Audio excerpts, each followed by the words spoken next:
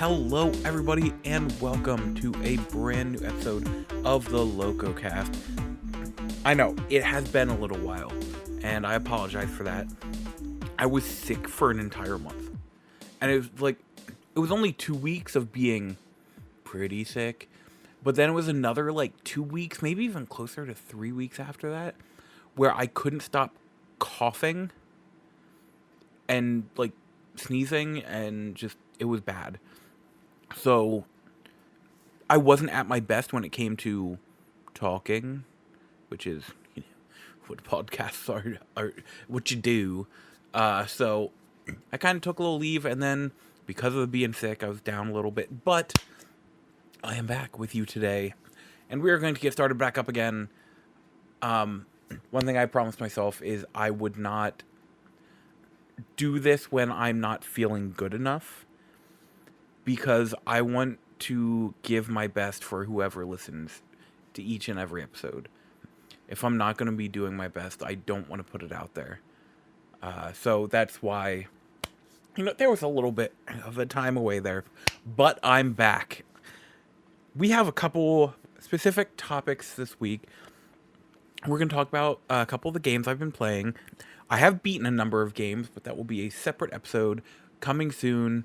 A review vaganza, if you will, with at least 5 reviews, potentially even 6.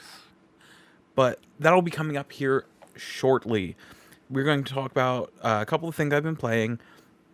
We're going to talk about PAX East. If you know me, I will have talked about this before. If you are somewhat new to who I am or listening to this, this will be a little introduction to it.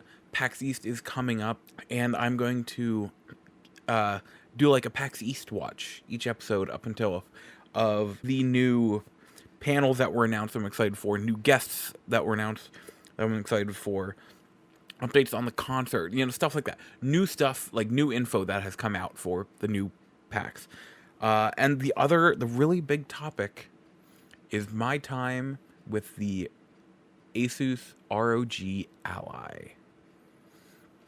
Let's get started and dive right in with what I've been playing.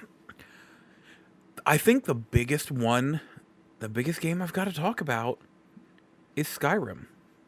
So I have never beaten the main story in Skyrim before. I finally did. One of my goals, as I mentioned at the beginning of the year, which, by the way, my goals kind of fell apart just because, kind of for the same reason. I don't want to push through them if I'm not feeling it, but hold another discussion for another time. But one of my goals I had mentioned before at the beginning of the year is I want to get the 100% trophy completion in Skyrim. That is becoming closer and closer to true with every passing day. I'm down to needing 1 trophy in the main game. 1 trophy, and I will get the platinum. There are the 3 DLCs. 1 DLC I have completely done. The Hearthstone?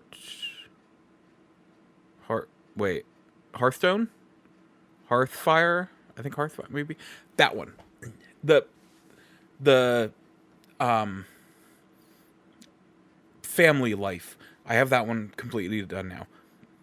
The vampire one, Dawn Guard, I have 6 more trophies I need. And Dragonborn, I need 4 more trophies. So I'm getting there. I'm reaching it. I'm having a blast with the game.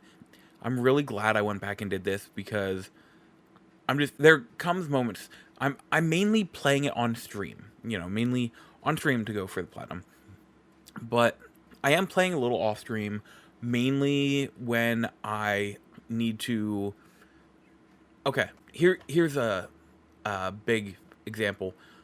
I am going to need to level up to level 78 for one of the trophies in Dawn Guard. In order to do that, I'm going to need to vastly improve all my skills. I'm level 41 right now.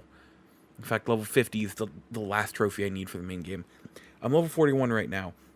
And most of the skills that I use on a regular basis are pretty high already. which means I need to upgrade the other ones. Yeah. But I'm kind of doing that off stream since it would probably just be boring. But I'm thinking about the game all the time. I can't, like, I never don't want to play it. I streamed the night prior to recording this when I normally don't, just because it was like, oh, it's an excuse for me to play more Skyrim.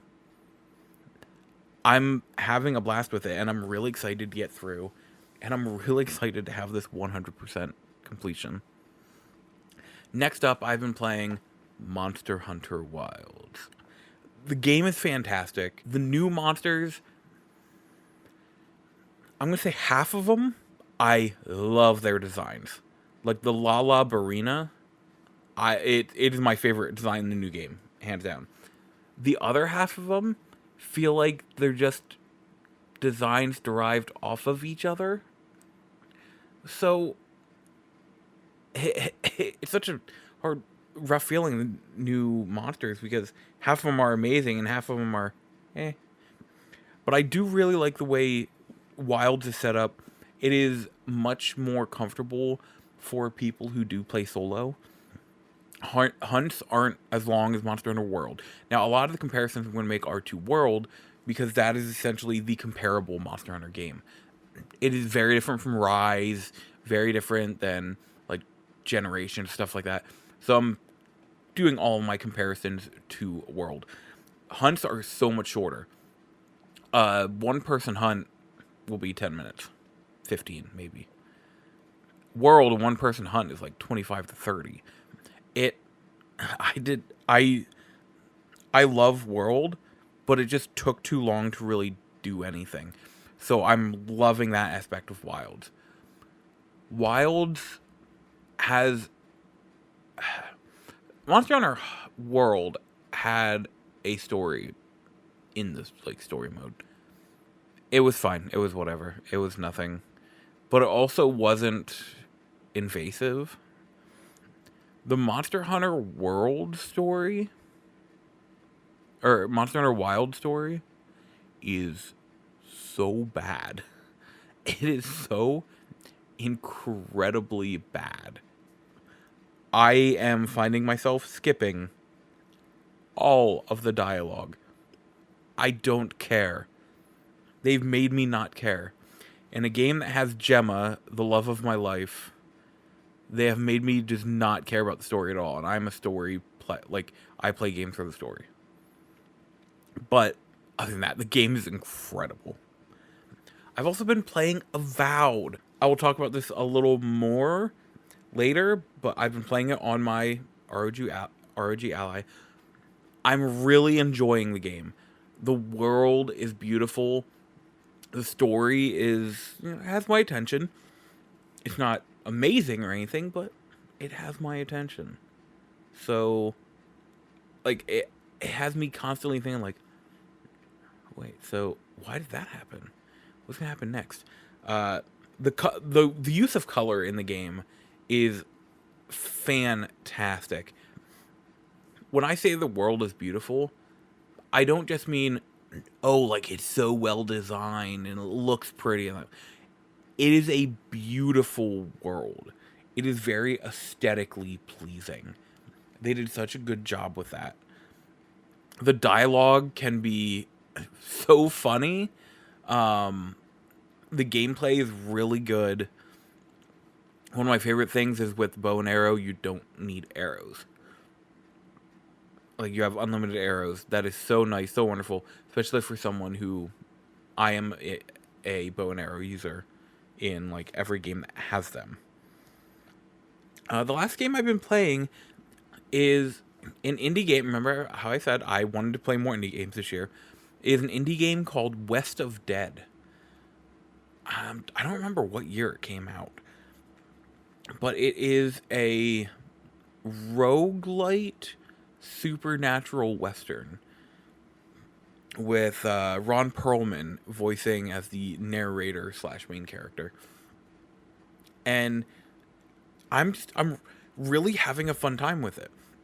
I'm not going to sit here and say it's as good as, like, Hades or Dead Cells. It's not. but it's still good. It's fun.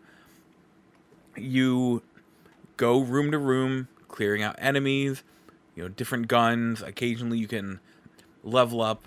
There's one is your health, one is your like gun damage, and one is your ability damage / cooldown.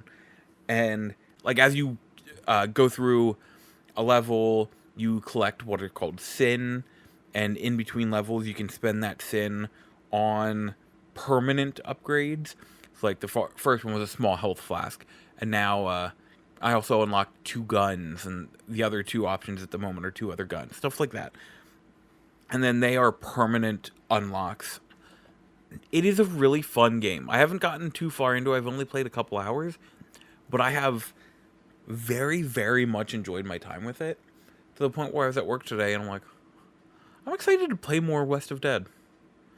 And it's always a good sign when you are away from the game and you're excited to go back to it. Now, PAX East. Penny Arcade Expo East. It is the biggest video gaming convention on the East Coast, and this will be my 12th year in a row. A little history with PAX East and why it's so important for me. Back in 2013, me, my best friend, and 2 of our friends, just on a whim, were like, let's go to this gaming convention in Boston. It's about a 6-hour drive from us. So, months prior, we'd gotten ready and did everything we need, and lo and behold, we went to our very first PAX East. Had a blast. At the very least, my best friend and I, because there were some years where it was just us 2, but at the very least, us 2 have gone for 12 years in a row now. We didn't go 2021 because there was no convention, but it has become a staple. It is the biggest thing I look forward to every year. It's to the point where my boss just straight up knows, like, I'm not going to be there for the convention days. It is just an accepted thing that, like, all right, I'll get time off when it's convention time. So, like, it has just become a huge thing for me. Something I get so excited for every single year. And I can't explain it. But for some reason this year, I am so much more excited than I thought I would be, like, than I was at comparatively to this time last year. So I don't know. I don't know why, but I'm all ready for PAX, and it is in a month and a half. But we're going to do PAX Watch each episode up until it is time to go. At which point, when I get back, I will do an episode all about the show. And I will have a video out on YouTube. I plan on recording a lot more this year and doing like a full-length video. And I'm really, really excited about that. But the first thing we're going to talk about in PAX Watch are panels. The first batch of panels have been announced. There's still not much at all. I think the most is... They have 9 announced for one day. Yeah, they have 9 announced for a day, which is the most they have at the moment.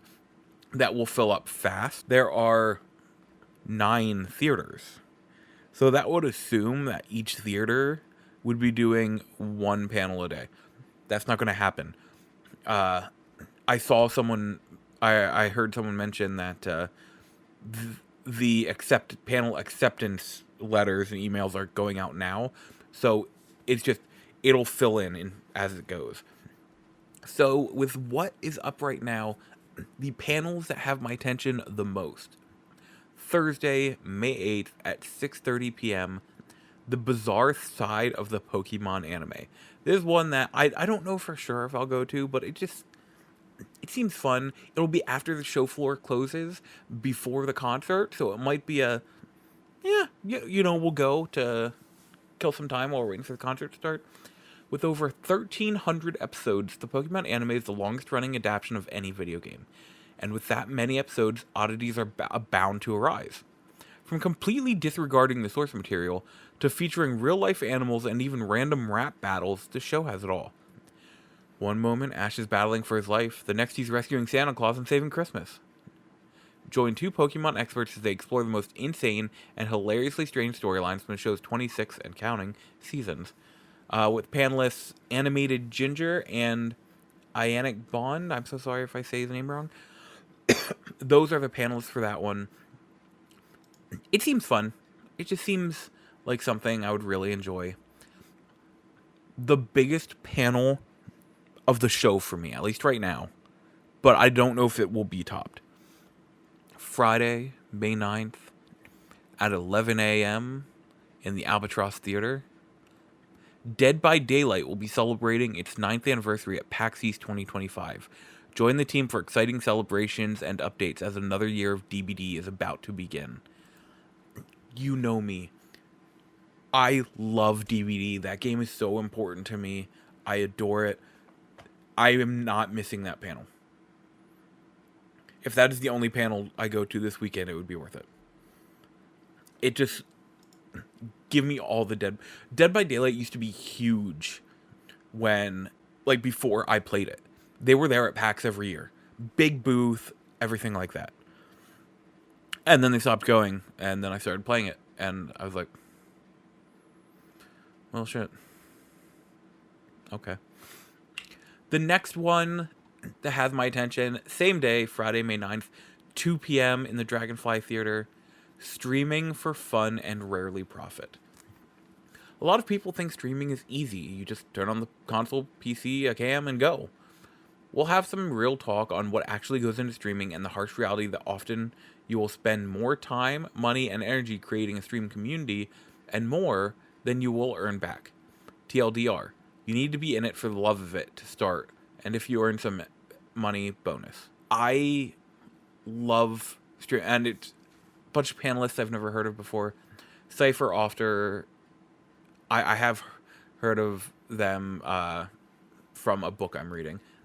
Christinius, Word Fangirl, Kirk Nervous, Camilla, Panda, and Lady Luck 34. You know me, I love streaming, and you know, I do occasionally make money from it, which is really nice. In fact, some of it is going to help me pay for part of the PAX trip. I know it's not much, but it is something, and it helps. But I do it because I love it. I love talking to people. I love hanging out with people.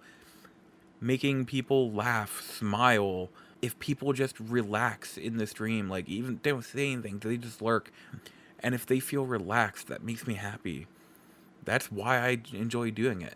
So like I love stuff like this. Then the third panel that so far really has my attention is another streaming one. Sunday at 10:30 in the Bobcat Theater. Create content, not debt. 1K for a PC. How much for a microphone? That monitor costs what? All of this just to start streaming? Honestly, kind of ridiculous and often not even necessary. An ever-constant barrier and myth in the world of live streaming is you need to drop a ton of cash to succeed, or even get started. The cash barrier has kept a lot of people from starting or progressing in live streaming, and we want to put this panel together to help people start put their dreams together without breaking their bank. This panel is truly important because of so many people who felt they couldn't succeed because they couldn't justify paying thousands just for a chance. I want to show people they can do this for a lot cheaper. The panelists for this one are JJ Rock the God, Ash Said Hi, whom I have watched on Twitch, I know who they are. Same with Phenomenon, I know who he is. Little Leggies, and the President Noir. Again, it's a streaming one, and it's much more about doing it because you enjoy it. You don't need to have the best setup, the best PC, the best everything. It's just doing it. The biggest hurdle when it comes to streaming is just do it. Not to pull, oh my gosh. Why am I blanking on his name? Shia LaBeouf. Not to pull a Shia LaBeouf, but just do it. Now, the guests have been announced. I don't know, maybe not all of them, but a number of them. The guests have been announced. This really excites me. So, musical acts, they have them as guests also, but I'll do this afterwards. They are having a D&D group that I'd never heard of before a couple days ago, called Natural Six. And I started watching them after this because amazing people in it.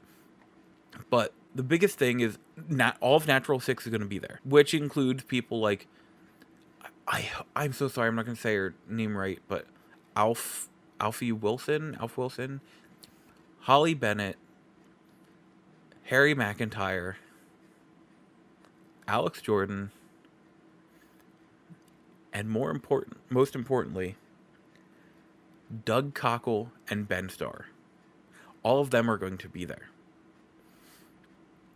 Ben Starr, if you ask anybody, you know who he is. He's Baby Girl. He is the voice of Clive in Final Fantasy 16. He is wonderful. And he is part of what makes gaming so wonderful. And Doug Cockle is the voice of Geralt in the Witcher games. I want their autographs. I want to hug Ben. I did. Yes, I want to hug Ben. They're the biggest guests at the moment that I'm really, really excited about. And I'm curious to see, like, you know, if any of them are on certain panels or whatever. But I'm really excited about them. Now, for the concerts. Excuse me. Every year on Thursday and Friday night, PAX does concerts. And Thursdays and half of Fridays have been announced. So Thursday is going to have Jonathan Colton, who has created music for games. I'd say, inarguably, the most well-known of which is Still Alive from Portal 2. He created that song. Then playing after him are Paul and Storm. Just a musical duo that they're fun. They're fun. They're a fun watch. Then the first half of Friday night is a group called Bit Brigade. They are really cool. And the whole idea is they'll have someone up on stage speed running a game, which I believe, did they announce? It doesn't say it on here, but I believe it was announced they're going to do one of the two Super Mario Brothers. It's either 2 or 3, and F-Zero. And while that person like speed runs the game, they will be up there playing the music live. So they have to adjust on the fly. If he dies, if he crashes, whatever, they have to adjust on the fly and do like the death music, stuff like that. It's really, really neat. They haven't announced who the other Friday night act is yet. They say it's to be announced soon. But the last thing I'm going to talk about is I want to try and get out of my comfort zone. I don't know if this is going to happen. We will see. But I am going to try and get a ticket for the Twitch after party on Friday night, which is held at a dance club, which, if you know me, is not my scene. But I'm gonna try it out. I don't know. I wanna try and put myself out there more. We'll see.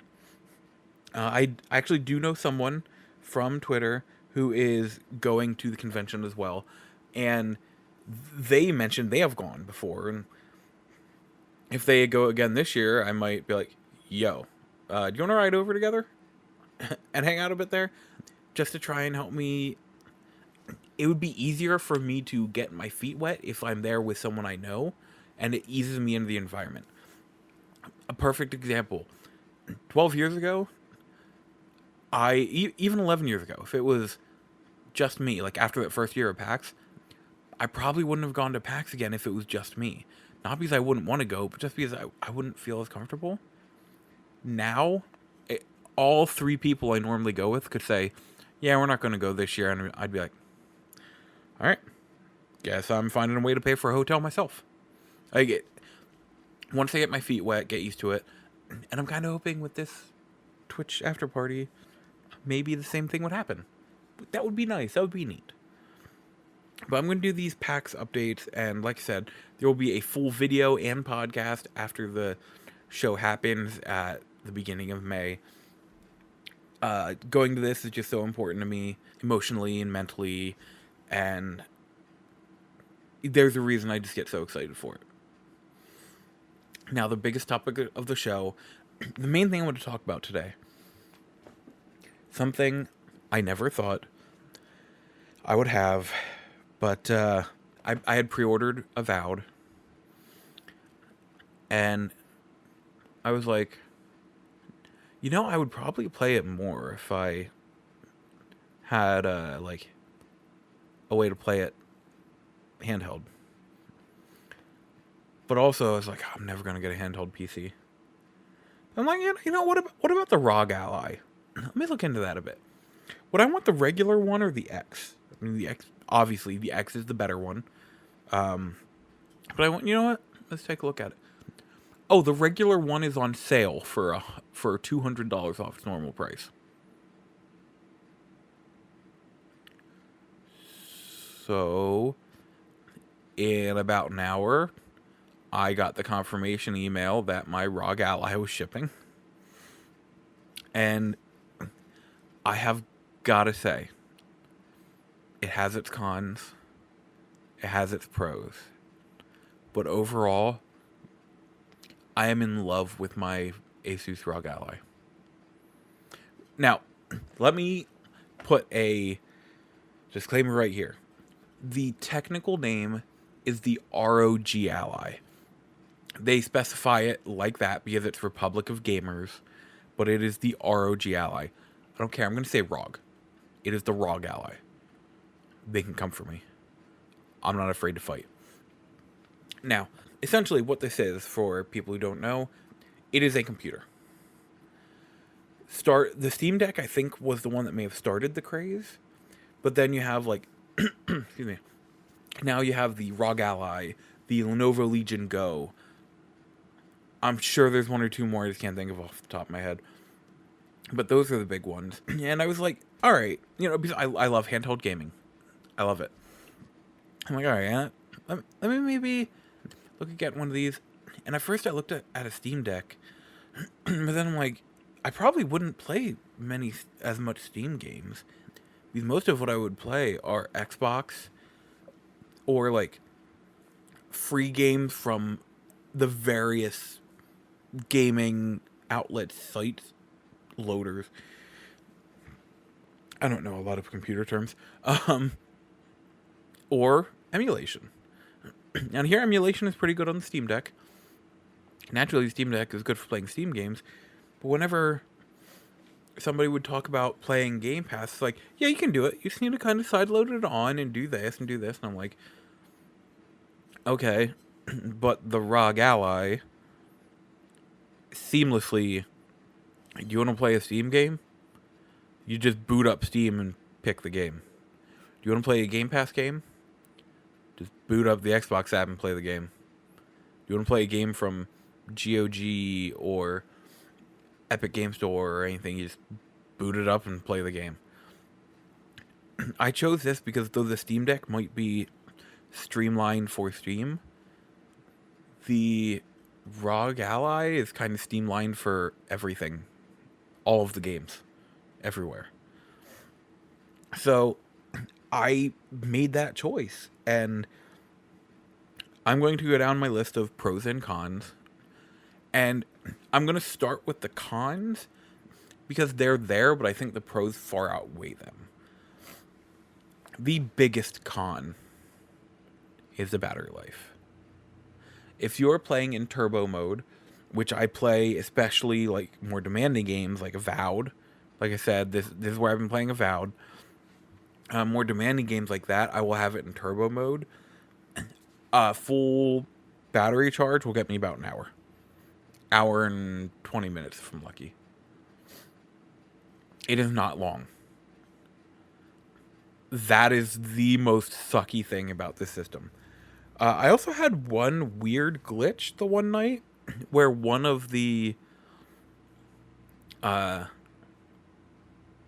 speakers just didn't work. I just rebooted the console and it worked fine. But that was really weird. I would say those really are. Those are the cons. Oh, and the biggest one, I shouldn't say the biggest one, but another big one. The original ROG Ally can get very warm to the point where it has been known to melt SD cards that you put in. There's a reason I don't have an SD card in it. Just gonna put that out there right now. And it does get very warm if you put like your hand over behind the fan or that. It's like, whew, okay. But really those two things are the cons.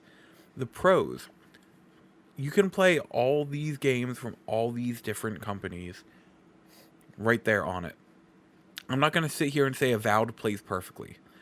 I have moments of heavy frame drops. I can probably turn down the settings a bit too. I should. But overall, it plays pretty damn good.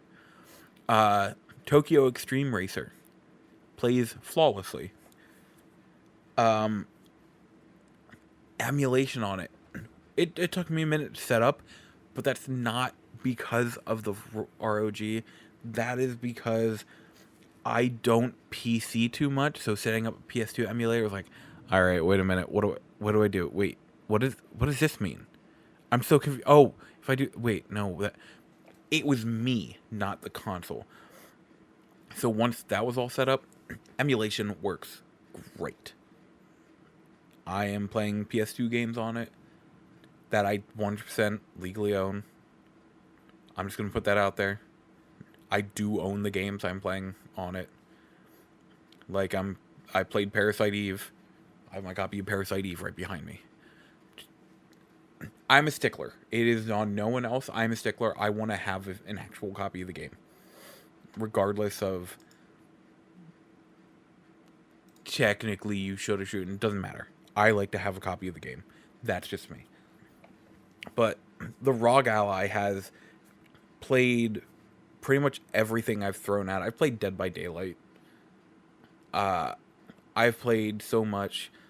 I'm playing so many more PC games than I ever have before.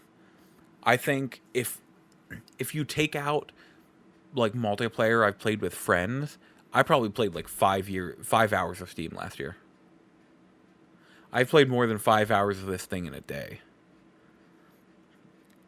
It is a great handheld. It is good enough to the point where it got me saying, you know, if they were to come out with a new one of these, because I'm not going to upgrade to the X right now, because why not? Like, why would I? Sure, it's better, but it doesn't. But if they come out with a new one, maybe I would get a new one, like, close to launch. Because I am liking this thing a lot. And it's just so handy. I never, ever expected this. There is very little setup involved, and so much of it just works. Because it's a PC, so much of it just works. And it is so easy to get in there and have it do what you want it to do. I love the thing. And that's coming from someone who doesn't like playing PC. I love this thing, and I'm so glad it exists. I'm so glad I got one.